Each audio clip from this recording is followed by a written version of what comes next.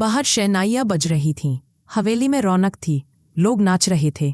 लेकिन हवेली की भीड़ में एक चेहरा घबराया हुआ था, ईशा। उसे लग रहा था कि गुलाब सिंह की होने वाली दुल्हन खतरे में है। उसे भरोसा था कि वह सही काम कर रही है, और इसी विश्वास में वह दुल्हन को एक नीले ड्रम में छिपाकर बाहर निकाल ले गई। उसे क्या पता था, असली दुल्हन तो अंदर थी, और जिस लड़की को वह बचा रही थी वो थी नकली दुल्हन, बिया। जैसे ही ईशा नकली दुल्हन को दूर ले गई, उसी समय हवेली के अंदर गुलाब सिंह फेरे ले रहा था। दूल्हा दुल्हन के 7 फेरे पूरे हो चुके थे।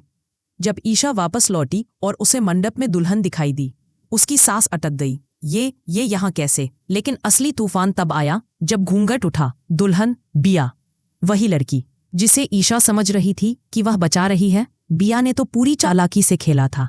ड्रम में छुपकर जाते वक्त उसने अपनी असली औकात दिखा दी।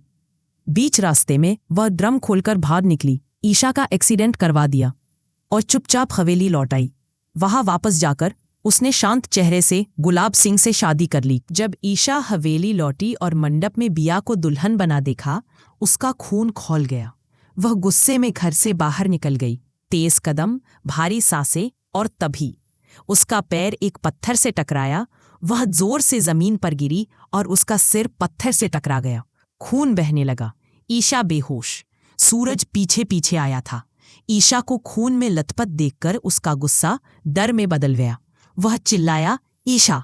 सूरज ने उसे गोद में उठाया और दौड़ते हुए हवेली ले आया। डॉक्टर पहले ही बुलाया जा चुका था, क्योंकि सूरज जानता था कुछ बड़ा होने वाला है। डॉक्टर ने तुरंत इलाज शुरू किया। कुछ देर बाद ईशा की जान बच गई। अगली सुबह ईशा जागी तो घर में हर तरफ उसकी देखभाल हो रही थी। लेकिन असली तूफान अब शुरू हुआ था। बिया अब गुलाब सिंह की पत्नी थी, और बिया का पहला टारगेट ईशा। बिया की आंखों में बदले की आग थी। सूरज ने ईशा का हाथ पकड़ा और कहा, मैंने तेरी बात नहीं मानी, मैंने गलती की ईशा, लेकिन अब मैं तेरे साथ हूं।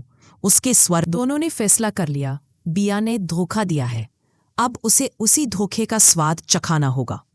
गुलाब सिंह ने भले शादी कर ली, लेकिन कहानी खत्म नहीं हुई है। अब शुरू होगी एक ऐसी जंग जहां एक एक चाल खून की तरह गहरी होगी, जहां सच का सामना झूठ से होगा, और जहां आखिरकार कोई एक ही जीतेगा, ईशा की सच्चाई या बिया की चालाकी। कौन जीतेगा? क्या ये लड़ाई हवेली को 2 हिस्सों में बांट देगी? क्या सूरज अपने पिता के खिलाफ जाकर ईशा का साथ निभाएगा? यह सब जानने के लिए आने वाला ट्रैक धमाकेदार होने वाला है। जिसे सूरज और ईशा की जोड़ी सबसे प्यारी लगती है, वो कमेंट में लिखो #सूरज ईशा फॉरएवर। अगर आपको भी लगता है कि ईशा और सूरज साथ हों तो हर तूफान छोटा पड़ जाता है, तो कमेंट में लिखो परफेक्ट जोड़ी। अगर आप भी ईशा की हिम्मत, सच और उसकी ईमानदारी से इंस्पायर होते हो, तो कमेंट में लिखो सच्चाई की राह पर ईशा जैसी मजबूत हूं।